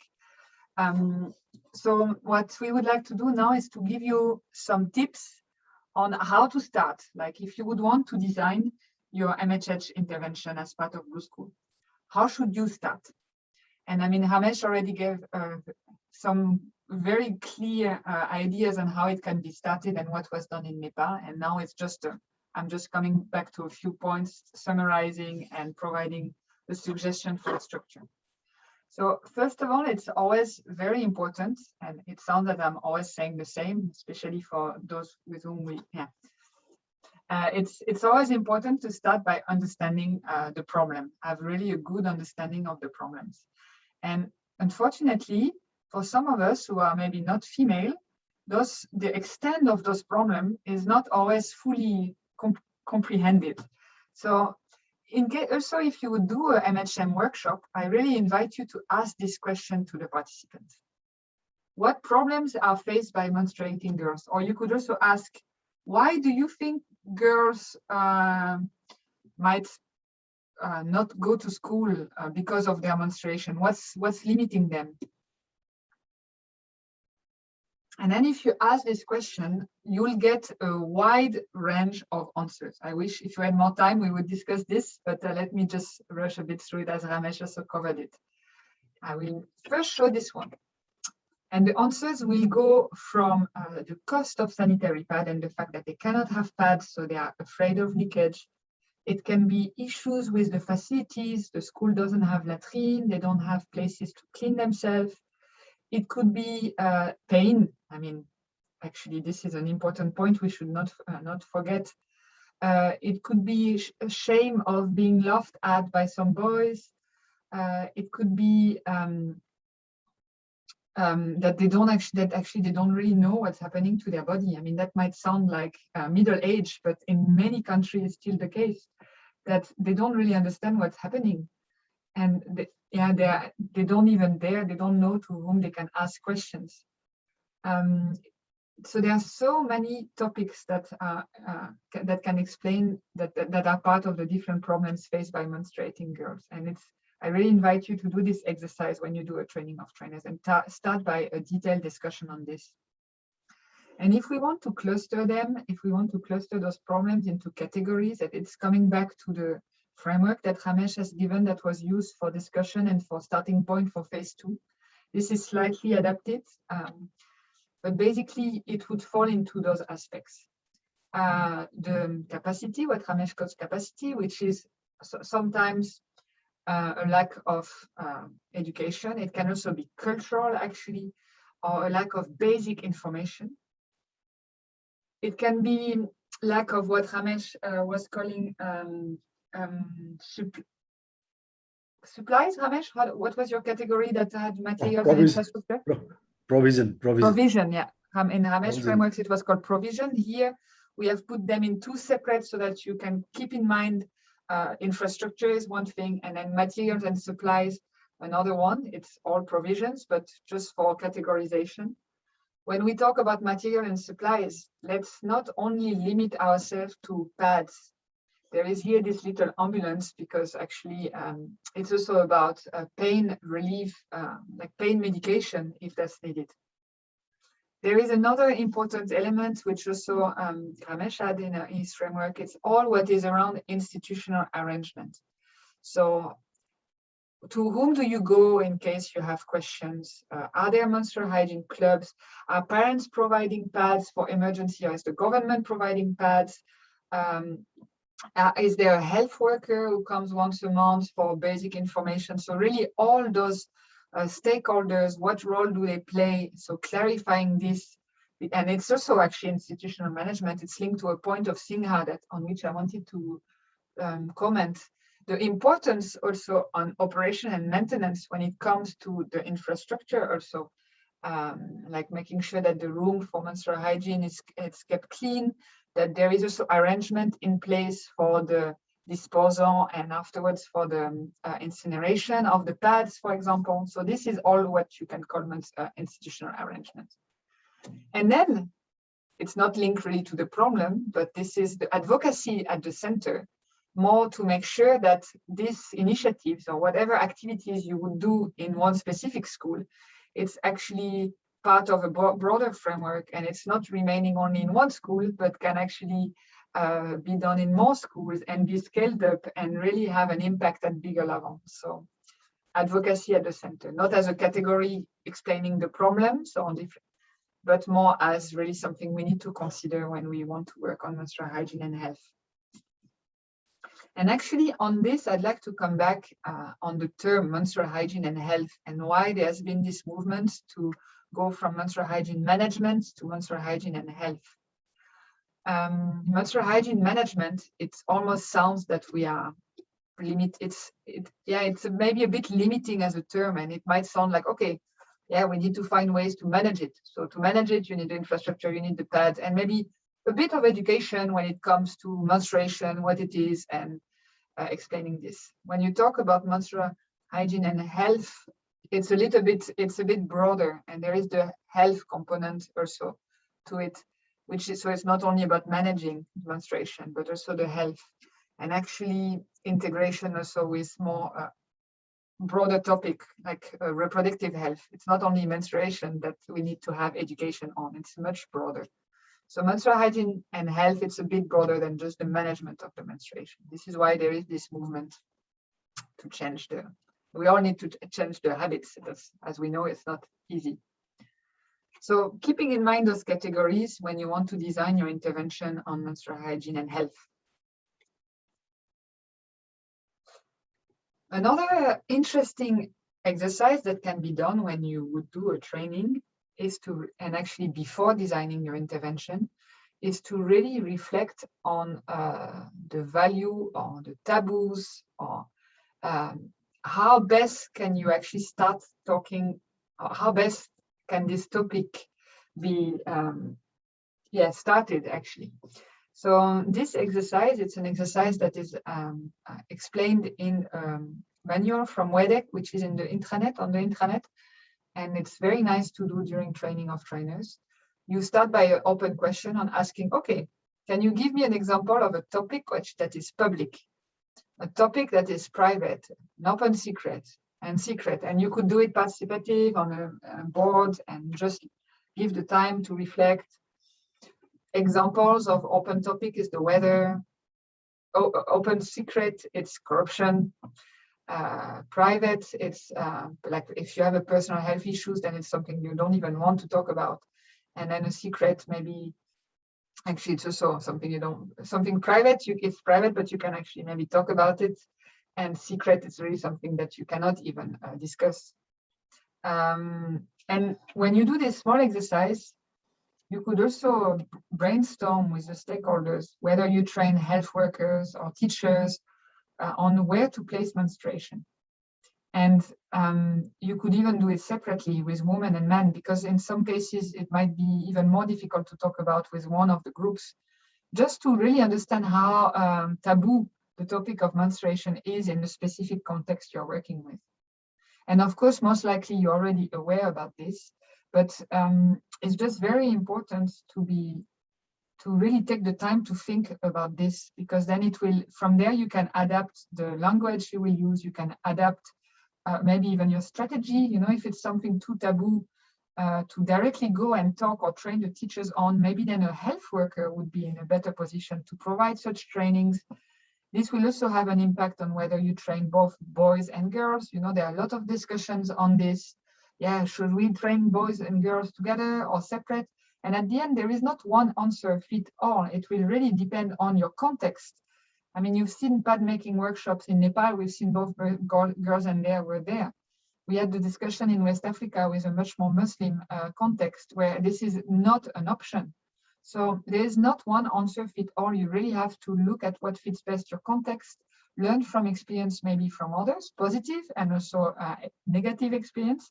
And then based on this, really design, and maybe don't design your activity intervention alone, but really brainstorm with the different stakeholders on what would work best. Again, as in Blue Schools, we always say, we are not imposing, we are just asking the right question and inspiring. So here are the number of questions to think of when you when you want to design your menstrual hygiene and health intervention. What is already in the national curriculum? Again, that's one key principle of Blue School. We don't want to impose, or we don't come with new content, or it could if there is nothing in the national curriculum, but still, for example, the district level say, yeah, it's a priority, or the teachers say, yeah, we really need to find a way to address it, then yeah, maybe it needs to be a complementary topic. But most likely at primary school level, and actually even in Ethiopia, there was an assessment of the curriculum that was done by our colleagues from Caritas, and they found out that in upper primary school, there are already some topics on menstruation. So then it's actually just one line, I think Jerome had mentioned, but then when you start training teachers, or let's really think about how can you actually make maybe this topic a bit better, or brainstorm with teachers what they are actually doing and what could be like inspire them on how they could do it more practical. And again, we have our catalogs and we have some exercise that can help break the ice and bring some topics in a more fun way, actually. So really reflecting on what's in the national curriculum. And this, again, I want to come back to the question on clubs. I told to Nabin that I wanted to return us on this topic. Many of you have mentioned the clubs. Some of you have mentioned specifically menstrual hygiene management clubs, or some other girls club and some other hygiene clubs. I mean, Ramesh and me, I think we will align on this. Let's not replicate, let's not create clubs, and one club for each Blue Schools topic. This would not make sense. If in the national curriculum there is a provision, or in the national policy, if there is a provision for a girls club for that specific topic, yes, sure, let's strengthen it. If not, let's look at whether this could be something that the hygiene club takes up, or maybe just that all the girls, or might be even that in the policy there is one teacher that is supposed to lead this topic. So then let's brainstorm with that specific teacher of what could be an arrangement to put in place in the school. And again, we don't want to impose one specific model. It can be that in the school, one teacher would say, okay, or the school management committee even, or even maybe even parents teacher association would say, okay, we think a good way would be to do it this way. And in another school, it could be done differently. Again, there is not one Blue School. We are just asking the right question. So really building on what is in the policy and national curriculum. Yes, Ramesh? Yeah.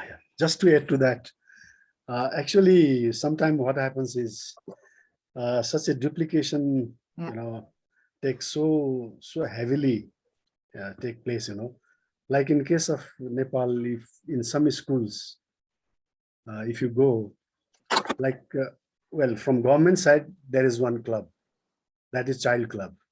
Is anyway, I mean, it's mandatory. So, but integrity will come, and then they will start, or somehow forming an integrity club.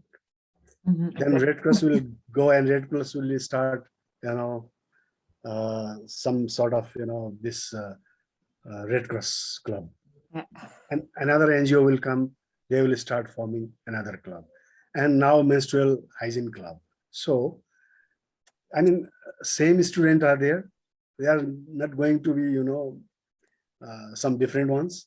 Same people, same setup, same duties, but different names and many. So this is really sometimes very, discouraging, I would say. So we have to take care. And not sustainable, because then once the project is finished, those clubs will still be there, but they're not necessarily doing something. And actually linking with community work, this is also something you find in communities. Then you'll have a DRR club if there is a DRR project to pass there, or you'll have any kind of clubs based on which NGOs has passed there, or not clubs, committees, sorry. So let's really align with what's in the policy. Let's look at what's in the curriculum. Let's discuss with stakeholders in case there is no provision in the policy. What is the solution? What could be a contact group or contact person in schools to maybe answer specific question, or provide the emergency pads if this is in the policy again. So really, we should be the one asking the questions, not imposing a model. Thank you, Ramesh. Yeah, we often have this discussion on the clubs, yeah. The next point to reflect on is who should train and who to train. And again, I'm coming back here to the presentation from Tosh in Laos, where I think where I highlighted that it's great that they had someone that they acknowledged that they needed a training themselves as project team. Maybe I have also a personal experience here to share. I'm sorry for the person who is concerned, but because he is in this room. I will not say who it is, but we had one case that we had a training on menstrual hygiene management, and then one colleague actually realized that so day number 1 of the cycle starts from the first day of the period and not the last day of the period. Okay, good to know. Actually, with my wife, we have been trying to have children since some time, a second child since some time, and it was very challenging. So it was good to know. And then actually 3 months later, that colleague had it. His wife was pregnant. So it shows that sometimes ourselves, we need to make sure we have the right information and we have the right capacity to provide such training. So really good to take the steps, start ourselves building our capacity, and then from there see who is actually best to provide those trainings, going through health workers or not, and then afterwards, to roll out those training. And who to train, again, only female or male teacher, that we also had discussion in Caritas in Kenya, whether it should be boys and girls together or not, or depending on the topics. This is very context dependent, and really depending. And it's also, we should not get discouraged, because it can also be that at first it seems that it cannot be done with boys and girls at the same time. But actually it's just the initial shyness, and we should also not stop to that. But yeah, it's all about discussing with stakeholders what also they think is the most appropriate, depending on the context. Primary school or just secondary school? This is an interesting discussion that came during the community of practice in West Africa, where there were a number of male colleagues who were like, yeah, we just did it in secondary school because anyway, girls, they only have their period there. So, I mean, it's fine. They just want to know how to manage it. So why would you talk to the small girls in primary school about that? And then, funny enough, there was the female project teams who were like, no, you need to know what's all about to happen with your body. And actually, some girls are quite old already in primary school, so it needs to be started on primary school. So also think about this. Yeah. And how shall we start? This is also an important question to ask yourself. If you think, and again, it depends on how taboo the topic of menstruation is, But one thing for sure, you cannot directly jump on that topic without, I don't want to say pre-warming, but it is a delicate topic in all the contexts. If you directly ask the teachers or ask the health worker or ask you to say, okay, this is the menstrual cycle, this is the blood, when you have it, this will be too direct. It's important to integrate it in other broader topics. And a possible structure, I mean, a structure that we are proposing here, because it's also the order of the practical exercise in the Blue Schools catalog, which is also based on the menstrual hygiene and health or topic of CHAST, because the Blue School was inspired on the CHAST topic on that. Proper structure could be to start by a discussion on gender and equity. I'll present to you after some practical exercise from the catalog. Or you could also, another way also, and that's often in the curriculum, actually in science, it's the body parts. And then you could extend this discussion on the body parts to body changes during puberty, and highlight that it's a normal process for both boys and girls.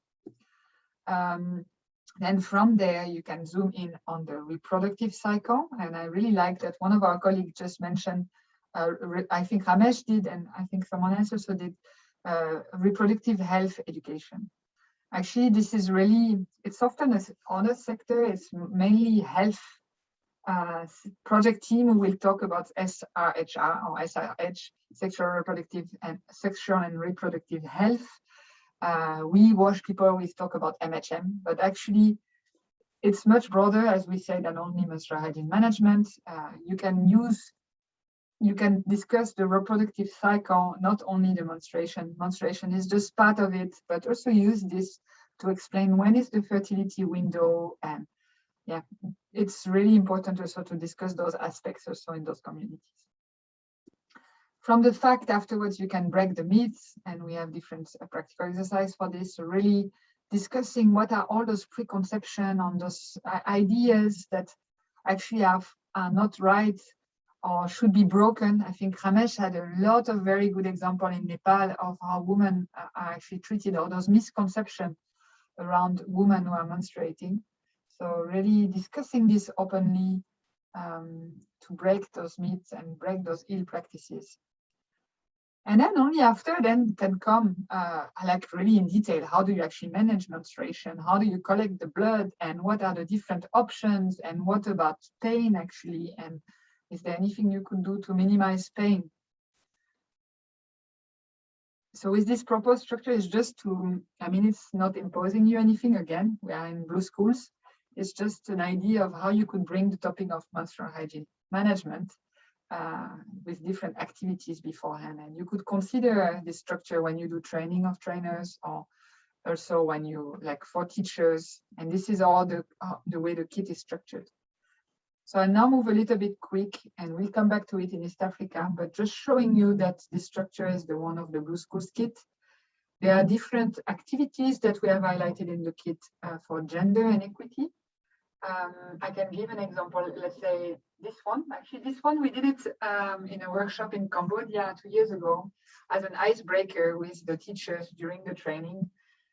You make circles, and then you play music, and when you stop the music, actually in Cambodia we did it with one circle of man, another one with women, and then when the music stopped, they just have to pair it with each other and then discuss what do they have in common.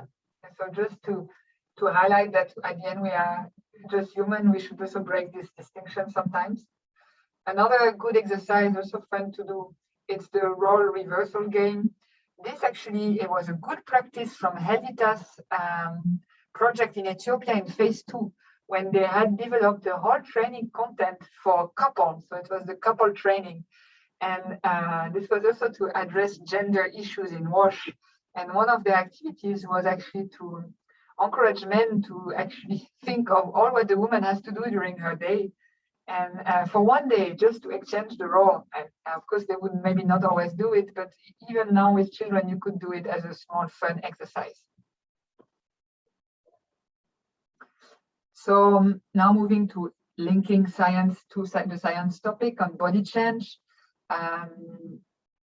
This is one practical exercise that we have in the catalog, not only highlighting the changes for the woman, but also the changes for the man, and not only highlighted what's happening at the section, like in terms of the sexual organs, but also looking at other changes. It's about the size, it's about the muscle, it's about maybe gaining a bit of weight, it's about the voice changing. So if you integrate if you just talk about maybe those changes in the sexual organs as part of something broader, it's also less taboo.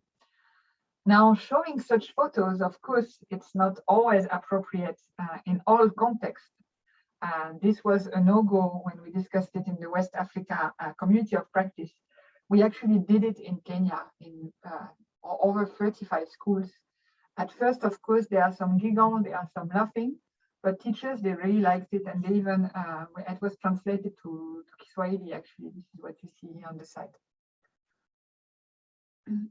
So it's funny, we had a project team in the community of practice in West Africa where they also did this. I think it was the Togo Swiss Red Cross. So they started the body change discussion with both males and girls. And then afterwards, to push the discussion after to the sexual organs, they had made, how do you say, something you wear, a blouse for women that they could wear, on which at the bottom, you could see all the sexual organs drawn there. And then from there, there was a photo where a man was explaining with a stick, pointing at the woman, the different parts. So during the community of practice, you can imagine there was some reaction on that. And the question was like, okay, isn't it a little bit too much now? And do you have a similar blouse for the men also? So yeah, here I think it's important to highlight that change happens in both and not pushing too hard. If it's taboo, there is no point to make everyone too uncomfortable. Just let's remain also have good sense and adapt that to what we want to visualize. Yeah. Then from there, discussing facts about the reproductive cycle. Here, because this was a lesson we had with Caritas when we developed this topic on menstrual hygiene and health for CHAST, we realized that we actually need to write somewhere what those facts are about. Because if you just have a manual that tells you discuss the fact and clarify the information, but you don't have somewhere written what is this information, some project we might forget. So if you want to access, if you want to refer to the key information to pass or to discuss with the different stakeholders during training of trainers, we have put you the link to the facilitator's guide of CHAS where you can find this document. Then from there, you can have a discussion of taboo and myths. A practical exercise we have here in the catalog of practical exercise of Blue Schools, a funny icebreaker actually also to do during training of trainers. We did it in Ethiopia with the teachers in 2019 when we trained the teachers on MHM.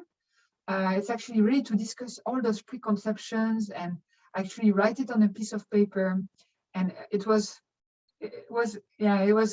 quite well. And there were of course some laughter, but and at the end, just for the visualization, you put all those papers into one plastic bottle, and then you build a ball from paper, and then you count 3, 2, 1, and then all of you just throw this ball to those preconception, and then you say we are knocking down the myths. So it's very visual, but as an icebreaker, also in workshops, it's also very nice. It worked very well.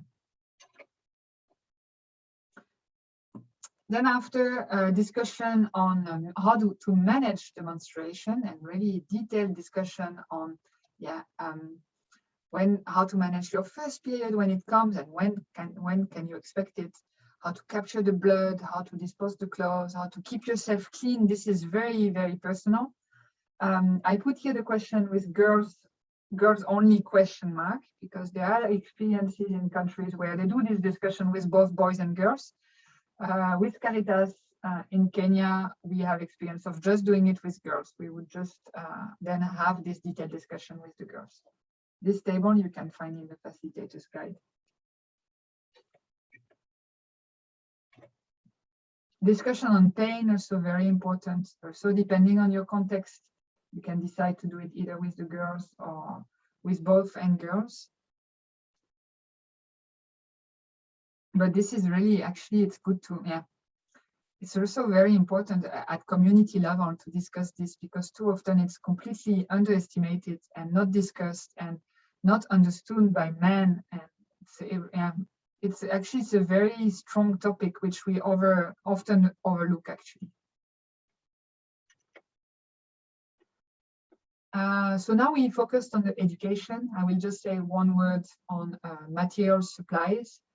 Here, the main message I want to pass is that on that topic, on that category, material supplies, it's not only about pad making workshops. It's very important that in all the topics of Blue Schools, there are service, you can consider ladder or service levels. It's actually, I wanted to come back to this on the presentation of Ramesh, also with the disposal of sanitary waste, that indeed we can aim at the best, but let's look at already how can we minimize and do something a bit better from what we were doing. With menstrual hygiene products is the same. We are not here to promote one solution. We are here to maybe help them do something a little bit better. So unfortunately, it is the case that many girls in some contexts are even just using leaves as menstrual protection.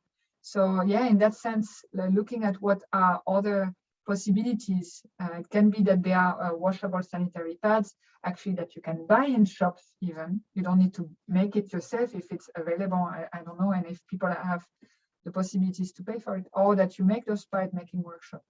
But it's important that we propose or we explain all those different options. In one specific context, it can be that there are more well-off girls or families, and then parents say, yeah, you know what, I don't want to bother washing the sanitary pads. We just want to buy the commercial pads. In which case, it's not to us to tell them, yeah, you know, but this is better. Of course, from an environmental point of view, maybe, but there are other issues also around washing sanitary pads. I mean, just to say a few ones. If you're in rural areas and you don't have, as Singha asked, or was it Debbie who asked, the drying under the sun, so that actually all the bacteria are really killed. I mean, often we are talking about areas where water supply at home is an issue.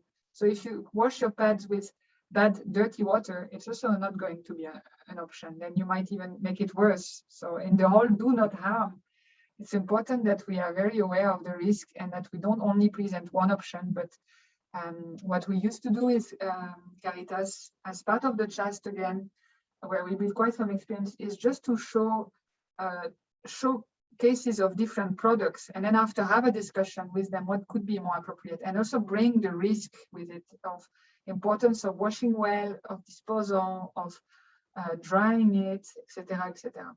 So this is very important aspects. And of course, pad making workshop is one practical exercise that we have in the catalog, which is, I mean, it's a great activity to organize. It's really, as I said, it can really already help from leaves to move from leaves to something that is a little bit more dignifying. And again, and we already discussed this quite a bit, let's not forget to discuss the reuse or the disposal of menstrual hygiene products. Another category was the infrastructure, but that we touched on that, and it's here the key message is let's align with what's in the policy document. Actually, nowadays, more and more at national level, there are some standard designs that also include the consideration for the menstruating girls. So before us coming up with our own design, let's really look at that. And institutional arrangements, this we discussed also a little bit shortly, and you came up with some examples. So the importance of looking at what's in the policy framework before replicating all those clubs. We had discussions from the presentation of Nabina, I believe, on, are the paths provided by the schools, and for how long? So also, there are some countries where actually parents are asked to bring once a month, maybe a few sanitary towels for emergency needs. There are some countries where it's in the policy document that one teacher should be the contact person for any question of menstruation, in which case let's make sure we involve those ones in all those discussions and in designing the support that we could provide on that topic. And and working with health workers in communities is also a very important point and mentioned in different at different moments. Wow.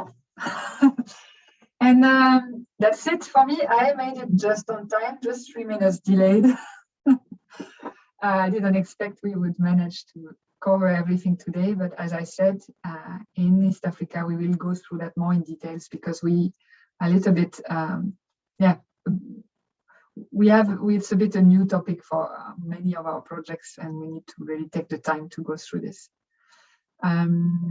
Maybe I pause here, and maybe if there are some urgent questions, we could still take them if it's fine with you. Otherwise, if you have something else, please feel free to leave.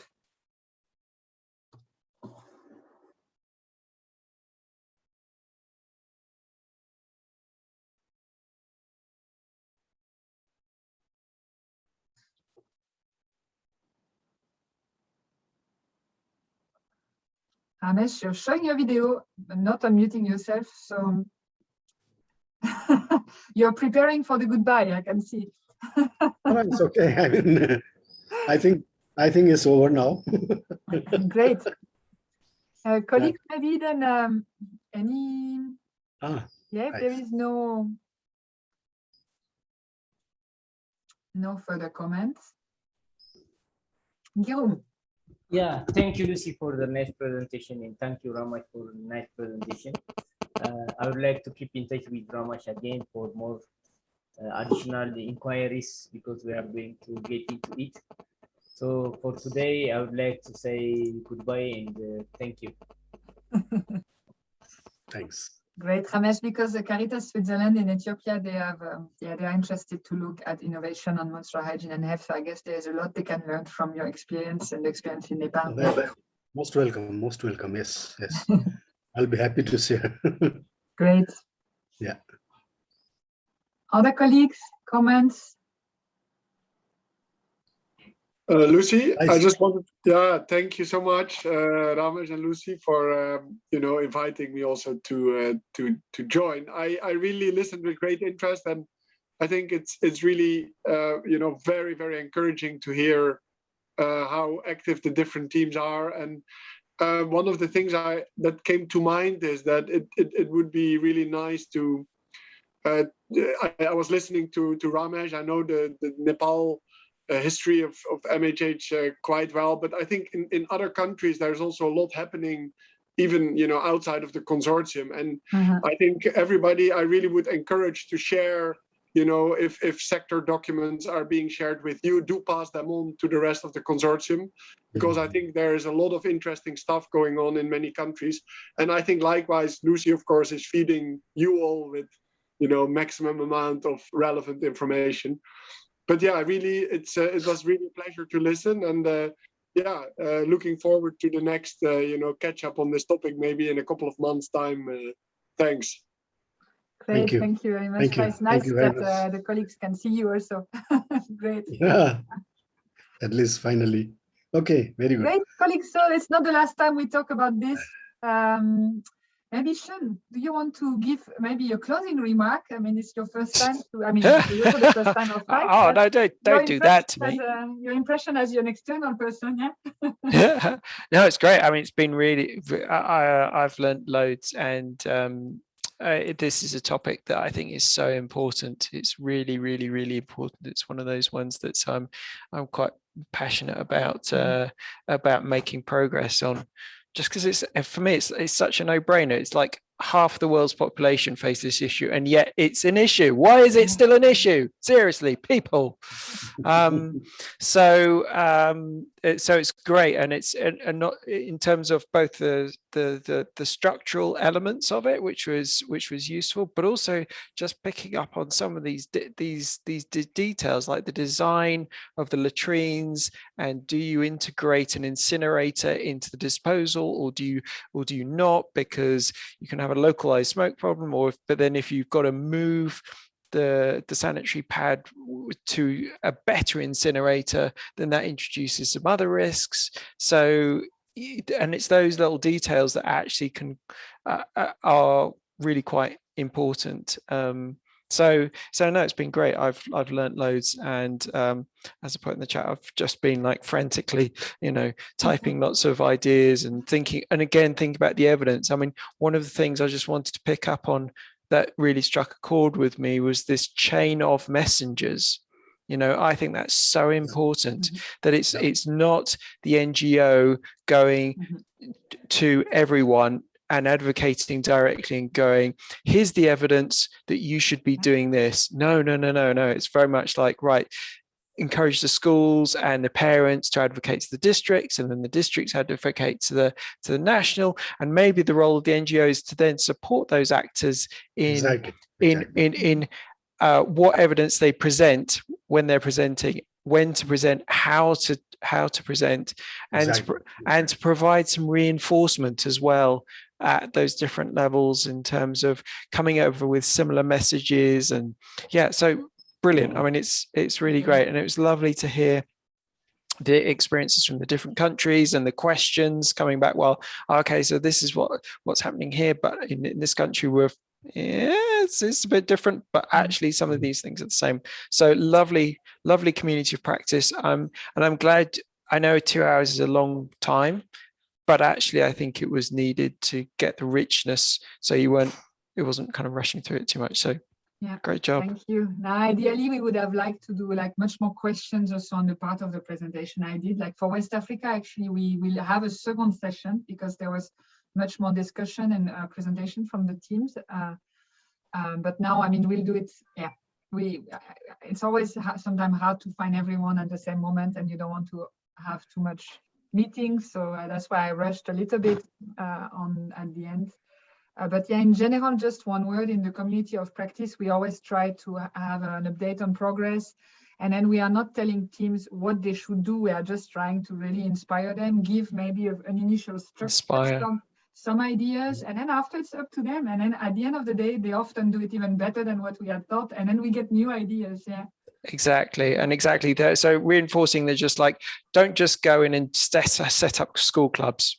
Yeah, that's a really important thing, because as you said, particularly if every NGO is coming in, as you said, Ramesh, you're coming in, and then next week another NGO comes in and said, right, we're going to set up DRR school clubs or whatever, and it's just like, no. You remember Lucy, when we were doing this study in school, in one school I found 6 clubs. Yeah, exactly.